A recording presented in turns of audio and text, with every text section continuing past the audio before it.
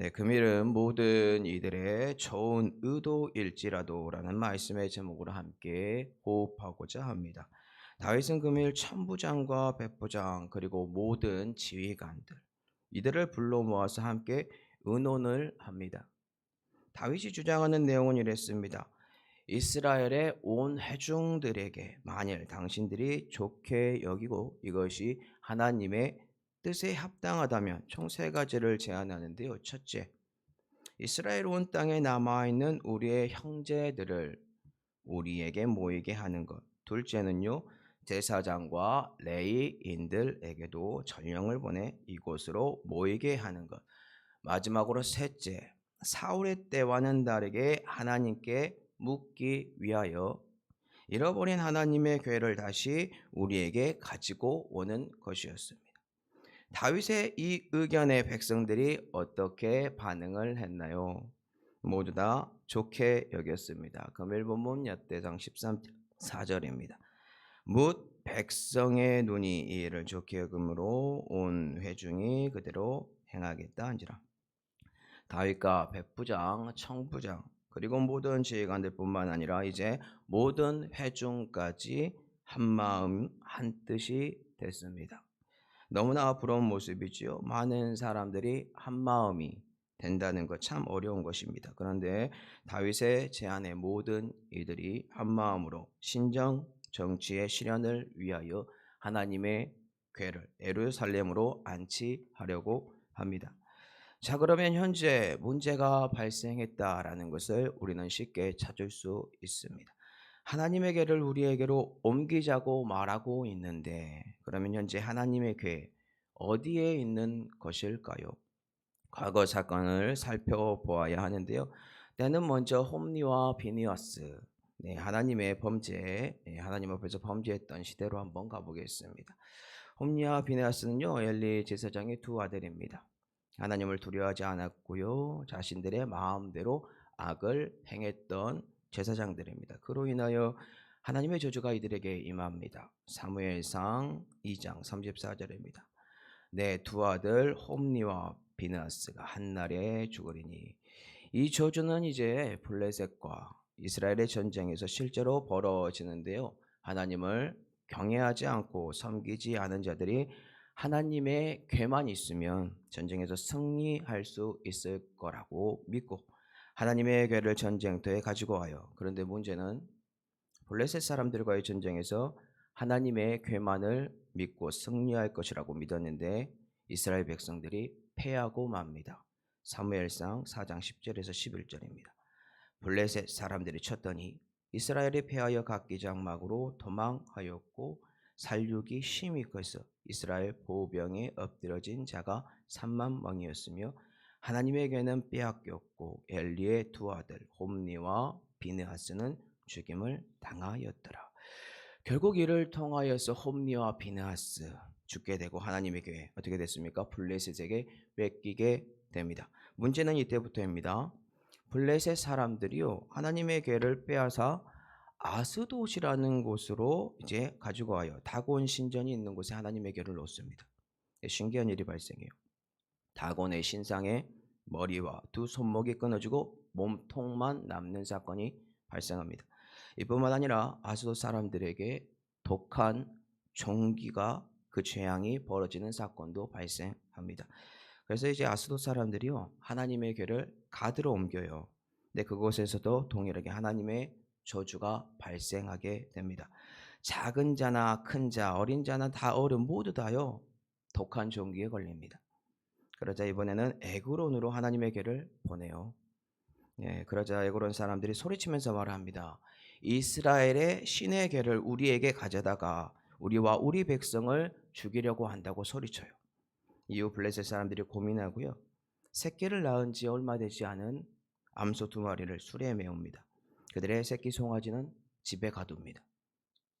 그런 다음에 여호와의 궤와 금기 그리고 독종의 형상을 담은 상자를 수레에 싣고요. 새끼를 낳은 지 얼마 되지 않은 어미소 두 마리를 끌고 베스메스의 길로 가게 합니다. 이후 베스메스 사람들이 하나님의 궤를 발견하고 기란 여아림 백성들에게 보냅니다. 사무엘상 7장 1절입니다. 기럇여림 사람들이 와서 여호와의 궤를 옮겨 산에 사는 아비나답의 집에 들여놓고 그의 아들 엘리야사를 거룩하게 구별하여 여호와의 궤를 지키게 하였더니 결국 하나님의 궤는요 우여곡절 끝에 기럇 여아림으로 옮겨지게 됩니다.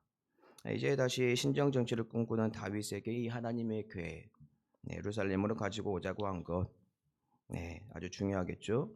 왜냐하면 하나님의 궤가 돌아오지 않은 기간이 생각보다 깁니다. 70년이라는 기간이 지났습니다. 자, 그러면 이제부터 문제입니다. 모든 이들이 보기에 좋은 의도일지라도 그 방법 잘못되면 어떻게 될까요? 지금부터 다 같이 살펴볼 텐데요. 금일 본문 역대상 13장 7절하고 10절입니다. 하나님의 궤를 새 수레에 싣고 아미나답의 집에서 나오는데 우사와 아이오는 수레를 몰며 10절입니다. 우사가 손을 펴서 궤를 붙들므로 말미암아 여호와께서 진노하사 치심에 그가 거기 하나님 앞에서 죽으니라. 자, 그렇다면 성도 여러분들에게 질문 드리도록 하겠습니다. 지금 현재 모든 이들에게 보기 좋은 의도가 무엇입니까? 그것은 바로 다윗과 천부장, 백부장 그리고 모든 지휘관뿐만 아니라 백성들까지 한마음 됐습니다. 하나님 궤를 70년 만에 다시 예루살렘으로 가지고 오자라고 합니다. 자, 그렇다면 이 장면에서 무엇이 잘못되었길래 모두 한마음이 된 이 상황에서 하나님의 진노가 임한 것인가요? 그것은 바로 모든 이들이 좋다고 여기고 하나님 앞에서 이게 맞다고 준비할지라도 하나님의 말씀에서 벗어난 좋은 의도는 결국 하나님의 진노만 유발할 뿐이다라는 것입니다. 왜 우사가 죽게 되었습니까?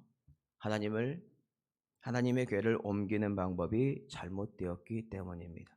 즉 하나님의 말씀에서 벗어난 행동을 했기 때문에 우사는 죽게 되었습니다. 그렇다면 하나님의 궤는 누가 어떻게 옮겨야 하나요? 하나님의 궤는요 고앗 자손의 어깨에 메어서 준비해야 됩니다. 운반해야 됩니다.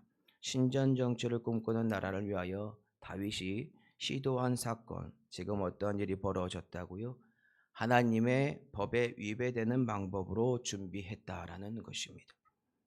다윗이 하나님을 섬기는 일에 열심히 하나님을 섬겼을지 모릅니다. 하나님의 말씀에 대한 근데 무지가 있었습니다. 무지했어요. 오늘 하나님의 진노를 유발하게 된 거죠. 결국 우사라는 사람이 죽는 사건이 발생하게 되었다라는 겁니다. 우사가 죽기 전까지 다윗과 이스라엘 백성들이 보인 모습 무엇입니까? 금요일 본문 8절 한번 다 같이 읽어보겠습니다. 다윗과 이스라엘 온 무리는 하나님 앞에서 힘을 다하여 뛰놀며 노래하며 수금과 비파와 소고와 재금과 나팔로 연주 다윗과 온 이스라엘의 무리가요 하나님 앞에서 힘을 다하여 뛰놀며 노래하며 각종 악기로 여호와 하나님 앞에서 찬양했습니다. 우리들의 눈에 어떻게 보입니까? 너무나 아름답게 보여요. 이스라엘 백성들이 한마음 한뜻이 되어서 하나님 앞에서 찬양하는 이 모습 문제 없어 보입니다. 그런데 하나님의 눈에는 그렇지 않다라는 겁니다. 이를 통해 우리가 무엇을 알 수 있습니까? 우리가 아무리 하나님을 생각하고 하나님의 위엄을 찬양하고 예배를 한다고 할지라도 하나님의 말씀에서 위배된 상태로 하나님 앞에서 찬양과 예배 드린다. 결국 그 예배와 찬양은 우리들만의 예배요. 우리들만의 기쁨인지 하나님에게는 불편한 진실입니다. 오히려 하나님의 임재가 아니라 하나님의 저주가 임하게 되는 안타까운 현실이죠. 이 사건을 통해 결국 다윗과 이스라엘 백성들 큰 충격에 빠집니다. 하나님에게는 오벳 에돔의 집으로 가게 됩니다. 그런데 여기서 중요한 것이 있어요. 우사는 다윗과 이스라엘 백성들의 무지로 말씀에 대한 무지로 즉 말씀을 정확하게 알지 못하는 무지로 죽고 말았다라는 거겠죠. 하나님의 궤를 모시게 된 가정은 그런데 어떻게 됐습니까? 금일 본문 14절입니다. 하나님의 궤가 오벳에돔의 집에서 그의 가족과 함께 석 달을 있으니라. 여호와께서 오벳에돔의 집과 그의 모든 소유에 복을 내리셨더라.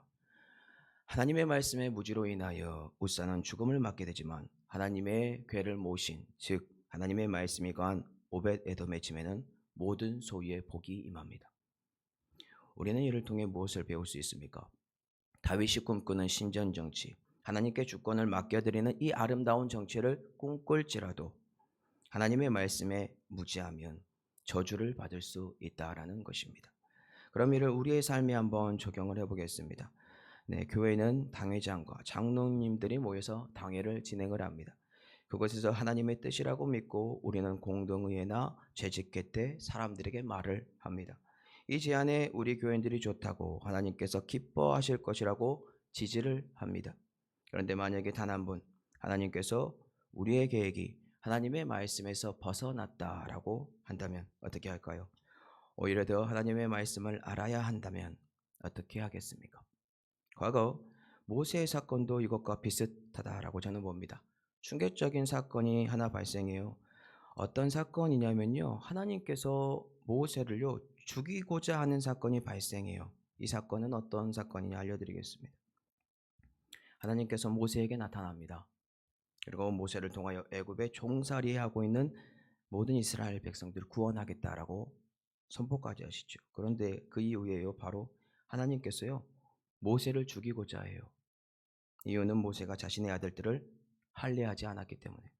그러자 모세의 아내 시보라가 급하게 돌칼을 가지고 와서 아들의 포피를 베어 할례를 행함으로 모세는 죽음을 맞지 않고 건짐을 받는 사건이 발생합니다. 이게 하나님의 율법을 지켜야 한다는 율법주의적인 할례를 의미하고 있습니까?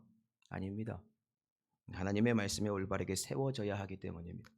우사의 사건도 모세의 사건도 율법에 치중한 것이 아니라 하나님의 말씀이 세워져야 하고 무지하지 않아야 한다는 것을 우리에게 알려주고 있습니다. 그렇다면 우리는 답을 찾았습니다. 모든 이들이 주님께 좋은 의도로 하나님께 나아올지라도 하나님의 말씀에서 벗어난 상태라면 무지하다면 오늘 본문처럼 우리는 축복이 아니라 저주가 임할 것입니다. 말씀을 정리하겠습니다. 지도자인 다윗의 무지, 하나님의 말씀에서 벗어났습니다. 다윗과 이스라엘 백성들이 진정으로 원했던 마음은 하나님을 향한 경배와 찬양일지라도 가장 중요한 하나님의 말씀에서 벗어났다면 죄송합니다. 하나님은 자녀를 쳐야 합니다. 모세가 무지함으로 자신의 아들을 할례하지 않았으므로 죽을 위기가 찾아온 것 또한 하나님의 말씀에 대한 무지입니다. 그러니 당회를 이끌어 가시는 지도자 및 교역자 그리고 사랑하는 성도 여러분들, 하나님의 말씀보다 우리의 마음이 하나님을 향하면 된다는 마음, 이 마음을 앞세우지 마시기 바랍니다.